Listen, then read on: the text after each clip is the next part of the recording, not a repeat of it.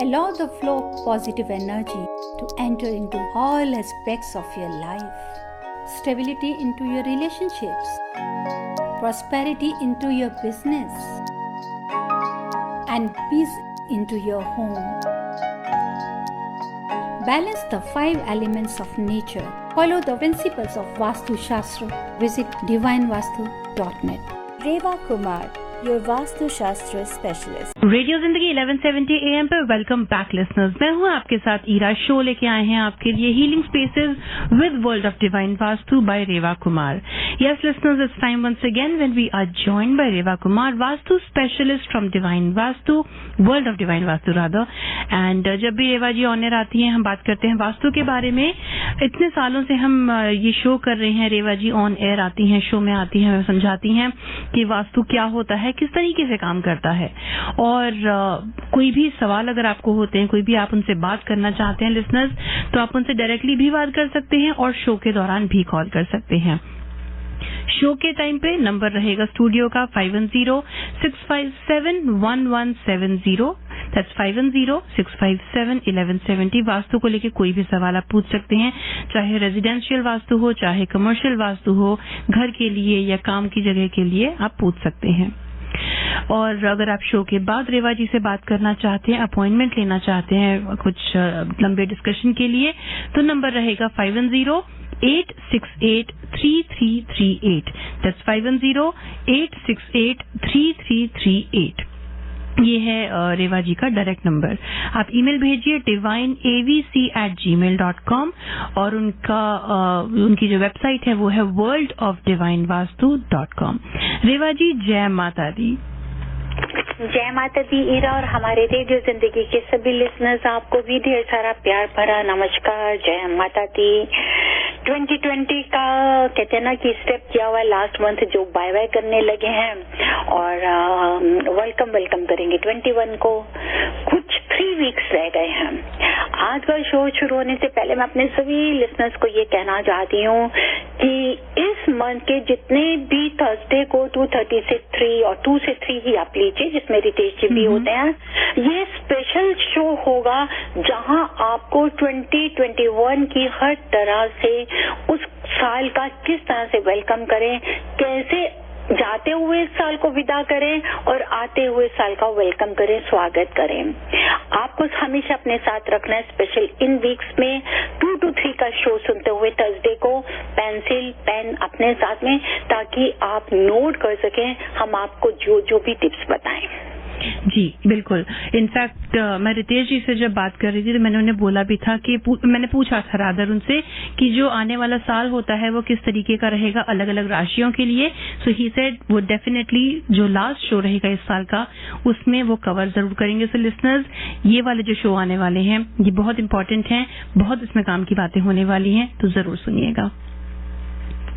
तो रेवा जी, आज का जो शो है हमारा, मैं जैसे आप हमेशा आते हैं वास्तु के बारे में बात करते हैं। कई लोग जो होते हैं ना, वो कंफ्यूजन होती है लोगों को कि वास्तु और फेंग शुई क्या फर्क होता है, और कई बार हम लोग ना दोनों को कंफ्यूज भी कर देते हैं, मिक्स भी कर देते हैं। जैसे आप जब क्रिस्टल की बात करती हैं, आप वास्तु में क्रिस्टल की प्लेसमेंट्स की बात करती हैं, लेकिन फेंग शुई में भी क्रिस्टल्स का यूज होता है। जो फ्रॉग और कॉइन्स वगैरह होते हैं उसमें लोगों को कंफ्यूजन होती है। तो आज के शो में क्यों ना हम ये बात करेंगे दोनों में क्या फर्क है और क्या सिमिलैरिटीज हैं। बिल्कुल, बहुत ही अच्छा सवाल किया आज आपने ईरा। कई बार बहुत लोग कंफ्यूज हो जाते हैं। मैं ये कहना चाहती हूँ that vastu and feng shui both are ancient science and if you see they are based on some basic principles in order to live in harmony and to maintain stability. Vastu also and the feng shui also. थोड़ा सा इसमें theory में मैं जरूर बताना चाहूंगी। जो difference सबसे पहले है वो डिफरेंट ये है इनका, vastu is based on pre and post construction both, but feng shui is only for post construction. यानी कि अगर किसी भी लॉट का, किसी भी घर का अगर शेप ऑफ लॉट गलत हो, स्लोप ऑफ लॉट गलत हो, आउटर स्ट्रक्चर गलत हो, या अगर हम कंस्ट्रक्ट कर रहे हैं उस प्रॉपर्टी को या उस लॉट पे घर बनाना चाहते हैं, तो वास्तु आपको प्री कंस्ट्रक्शन के टाइम पे भी उस शेप ऑफ लॉट को ठीक करने, स्लोप को ठीक करने में पूरी हेल्प करता है। और बाद में जब अगर घर बन जाता है तो भी आप according to vastu principles construction के टाइम पे तो आप बनाएंगे, लेकिन अगर एग्जिस्टिंग प्रॉपर्टी हो तो वो भी वास्तु प्रिंसिपल्स को साथ लेके उसको ठीक किया जा सकता है। Feng Shui that is based only on post construction, यानी कि आप जो घर बनाया है उसके इंटीरियर को आप कैसे रेक्टिफाई कर सकते हैं टू बैलेंस दैट एनर्जी, उसकी पॉजिटिव एनर्जी को क्रिएट करने में वो आपको हेल्प करता है। जबकि वास्तु सबसे ज्यादा पुराना है। फेंग शुई जो वास्तु एक ऐसा है ना, उसी से ही आगे फेंग शुई स्टार्ट होती है। तो आज की जो मॉडर्न साइंस है वो वास्तु को बिल्कुल फॉलो कर रही है, सेम उसी तरह से, जबकि feng shui is also about balancing the energies to live in harmony. दोनों का सेम है, पर्पस दोनों का सेम है। अगर हम फेंग शुई को फॉलो करते हैं तो भी घर में लिविंग इन हार्मनी के लेके चलते हैं, हम वास्तु को फॉलो करते हैं तो भी लिविंग इन हार्मनी। लेकिन फेंग शुई से सिर्फ हम इंटरनल स्ट्रक्चर, जैसे कि अभी आप बात कर रहे हैं कि क्रिस्टल के लिए, मिरर को लेके, कलर्स को लेके, ये हम चल सकते हैं। फेंग शुई के ये कॉन्सेप्ट है, इनसे हम ठीक कर सकते हैं इंटीरियर को। लेकिन अगर बाहर हमारा जो लॉट का खराब है या कंस्ट्रक्शन में कैसे हमें अगर हम प्लेसमेंट सही जगह पे नहीं बना सकते, उस समय हम वास्तु के हिसाब से जो पिरामिडोलॉजी होती है उसको लेके चलते हैं ठीक करने के लिए। दूसरा आ जाता है जो बहुत ज्यादा डिफरेंस पाया जाता है। वास्तु ये सही है कि दोनों बैलेंस बेस्ड है 5 एलिमेंट्स ऑफ नेचर के ऊपर में, फेंग शुई भी और वास्तु भी, जिसको हम बोलते हैं वाटर, अर्थ, फायर, एयर, स्पेस, इसी पे बेस है। पर जो इनके एलिमेंट्स की एनर्जी का जो रिजल्ट है वो इनका थोड़ा फर्क आ जाता है, क्योंकि फेंग शुई जो करती है वो आपको एनवायरनमेंट के अंदर फॉर्च्यून या सक्सेस कर लाने में तो हेल्प करती है, पर वास्तु ओवरऑल चारों तरफ से, क्योंकि वो आपके एक इंसान में और नेचर की जो एनर्जी है उसका लेवल बनाती है। It always helps you by rectifying the geographical errors जो वास्तु के हिसाब से देखें। और फेंग शुई क्या है, वो आपको फॉर्च्यून और सक्सेस में लेकर आती है। तो जैसे हमारा वाटर एलिमेंट नॉर्थ की तरफ हम लेके चलते हैं, हम हमेशा कहते हैं कि नॉर्थ फेसिंग घर बहुत अच्छा है, नॉर्थ की तरफ में वाटर एलिमेंट होना चाहिए। क्यों? क्योंकि जो सनराइज स्टार्ट करते हैं वो हम लोग ईस्ट से अगर लेते हैं तो नॉर्थ ईस्ट की हम 4 AM के हिसाब से उसकी एनर्जी लेते हैं। लेकिन फेंग शुई में क्या है कि नॉर्थ डायरेक्शन को इसलिए उन्होंने मना किया, रीजन था क्योंकि वहां से उनको काफी स्ट्रॉन्ग विंड्स आती थी चाइना की तरफ में। जब चाइना में नॉर्थ फेसिंग घर होता था बहुत ज्यादा स्ट्रॉन्ग विंड आती थी और उसकी हवाओं की वजह से वो ये कहते थे कि नॉर्थ को बंद रख लेते हैं। और जिस टाइम आप देखिए कि अर्थ रोटेट करती है सन के चारों तरफ, तो जैसे ही 3:34 बजते हैं तो पूरी जो सनलाइट की एनर्जी, जो उसकी तपश, जो उसकी आप कह सकते हैं फोर्स है सनलाइट की, अगर 12 बजे से लेके 4 बजे तक देखें तो वो स्टार्ट हो जाती है हमारी साउथ ईस्ट से लेके वेस्ट तक। तो ज्यादा रोशनी आने की वजह से फेंग शुई के बीच उन लोगों ने ये कहा कि अगर नॉर्थ फेसिंग घर नहीं होगा या साउथ होगा तो ठीक रहेगा। पर ये उनका डिफरेंस है। पर वास्तु ये बोलता है कि नॉर्थ ईस्ट से ही हमारे को कॉस्मिक एनर्जी मिलती है, तो it has to be more open, more spacious, ताकि वो हमारी ग्रोथ को, हमारी अपॉर्चुनिटी को रोके नहीं। और वास्तु फेंग शुई कहता है कि नॉर्थ, क्योंकि हैवी विंड्स की तरफ ये चाइना की तरफ है, लेकिन बाकी अगर कई कंट्रीज हैं वहां पर इस समय फेंग शुई के हिसाब से भी नॉर्थ को मानना शुरू हुआ है। लेकिन एक्सेप्ट चाइना, जापान में कहा जाता है कि नॉर्थ की तरफ से जो हैवी एयर आती है, हैवी विंड्स आती है, उसको रोकने के लिए। अब तीसरी चीज है कि जैसे कि मैंने बताया 5 एलिमेंट्स सिमिलर है, उनका भी उनका फंडामेंटल्स, उनके कॉन्सेप्ट भी सेम वही हैं जो कि फेंग शुई के हैं। उसी तरह से फेंग शुई में भी 5 एलिमेंट्स को माना जाता है। थोड़ा सा बस ये डिफरेंस है कि हम लोग बोलते हैं कि जहाँ हमारा वाटर एलिमेंट है वहाँ वुड को जगह नहीं देनी चाहिए, क्योंकि पानी में अगर लकड़ी आएगी तो खराब हो जाएगी। मेटल को जगह देनी चाहिए। वहाँ पे फेंग शुई कहता है कि वाटर में वुड को जगह दीजिए, इसलिए वुड को जगह दीजिए कि वहाँ पे जो वुड से थोड़ा स्टेबिलिटी मिलेगी। पर ये यहाँ पे मैं ये कहना चाहती हूँ कि यहाँ गलत है। वुड अगर हमारी अर्थ की तरफ रहेगी तो अर्थ को ये और स्टेबिलिटी मिलेगी।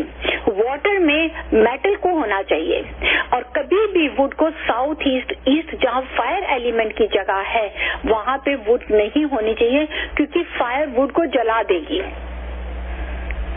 अब यहाँ पे ही पांचों जो एलिमेंट्स हैं वो हमारे को फेंग शुई में भी मिलते हैं, वास्तु में भी मिलते हैं, लेकिन उनका जहाँ रिजल्ट है उसको हमने फॉलो करना है। तो उसके मुताबिक में फेंग शुई हमारे को हेल्प करती है, जरूर करती है, लेकिन उसकी पर्टिकुलर कुछ डायरेक्शंस हैं।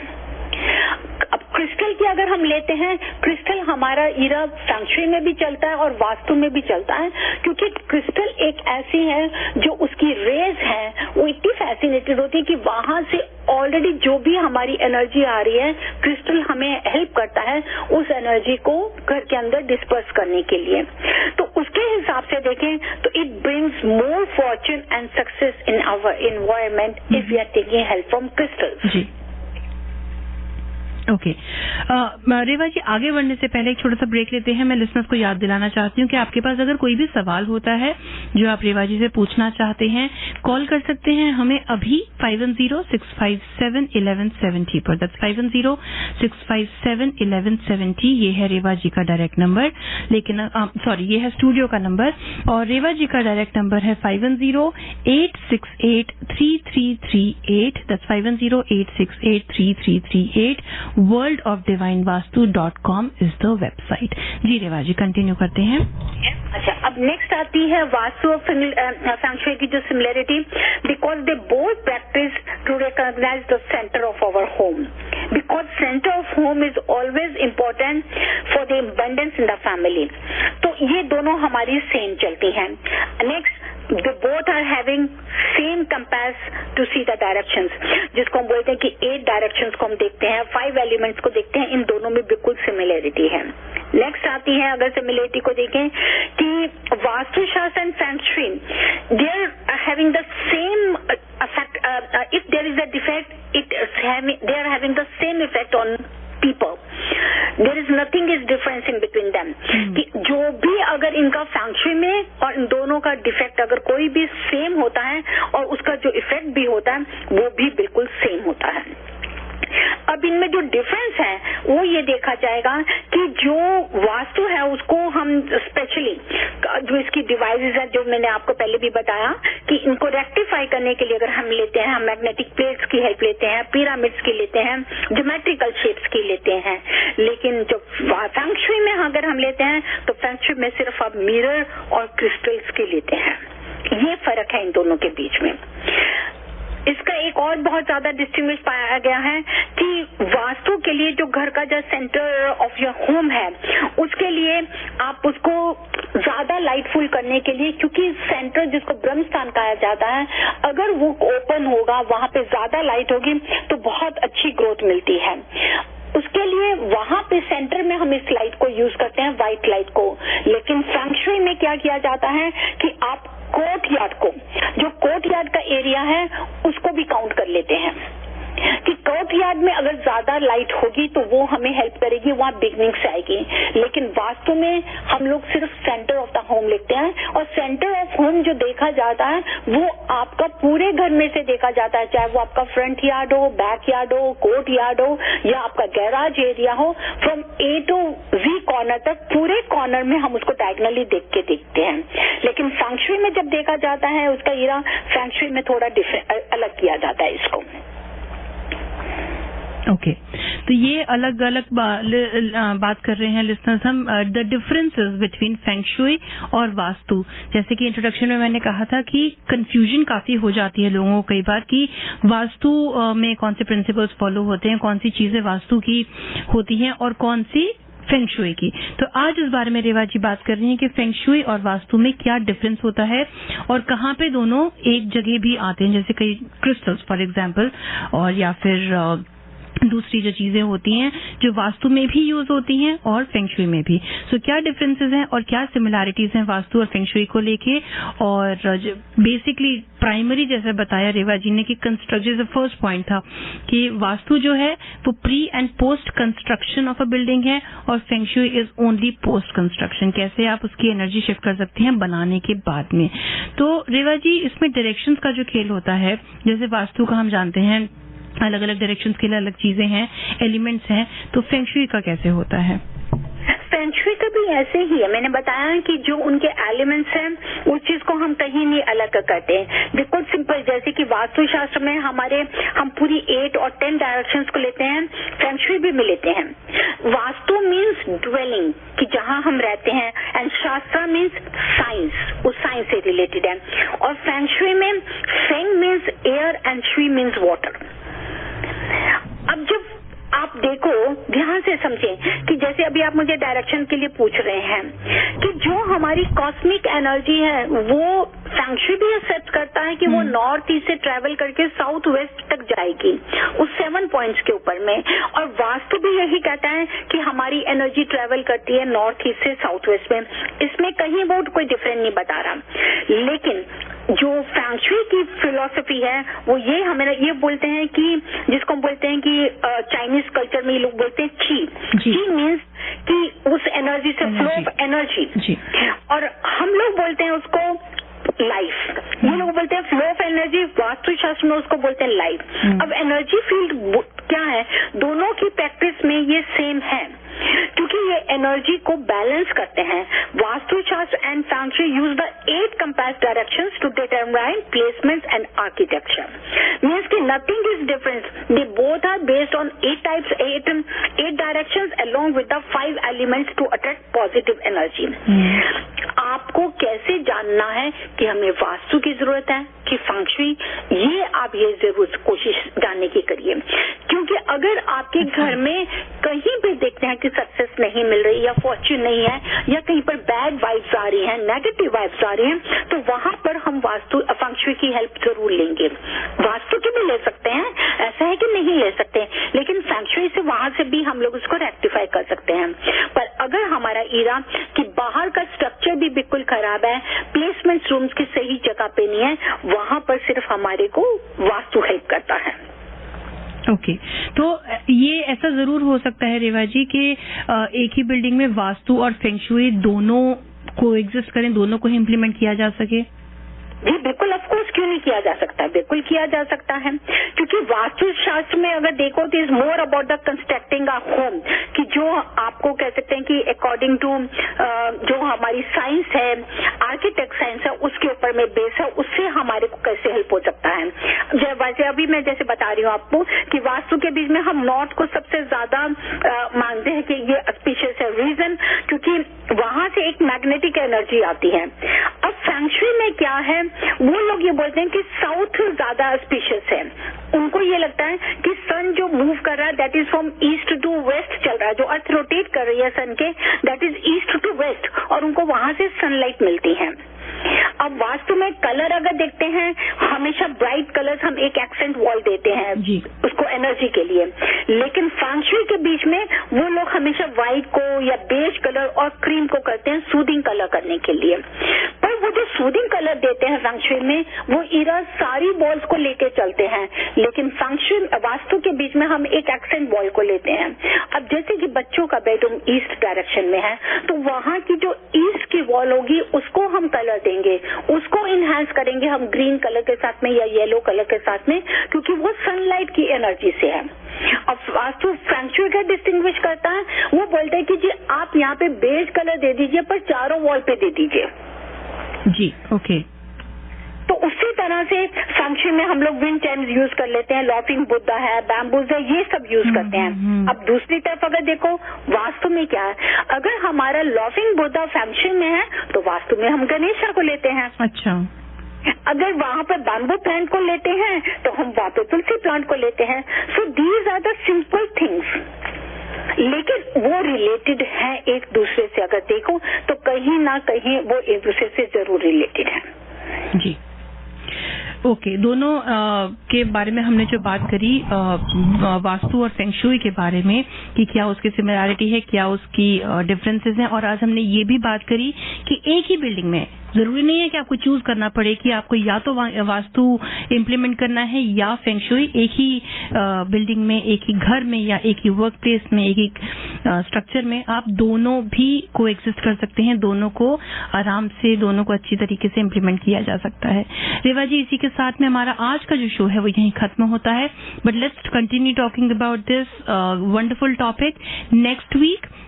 लिस्टर्स, जैसे कि रेवा जी ने कहा, दिसंबर के बाकी जो शोज हैं वो मिस मत कीजिएगा, जरूर सुनते रहिएगा। Reva ji, thank you very much for being here. जय माता दी। और ईरा, मैं की स्पेशल जो हमारे ये 3 वीक के शोज हैं, ये हमारे स्पेशल शोज हैं लिसनर्स। तो just try to find it out कि इसमें हम 2021 के लिए आप सबके लिए क्या लेकर आ रहे हैं। इसी के साथ ही ईरा, मैं आपसे और अपने सभी लिसनर से इजाजत लेती हूँ। मिलूंगी next week Thursday 2:30 CM। Jai Mata Di. And thank you listeners for tuning in. Remember to call Rewa ji on 510-868-3338.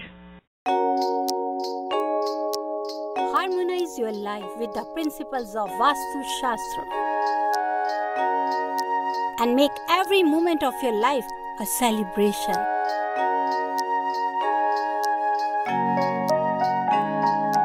With Vastu, life becomes an utsav. Visit divinevastu.net. Dr. Reva Kumar, your Vastu specialist.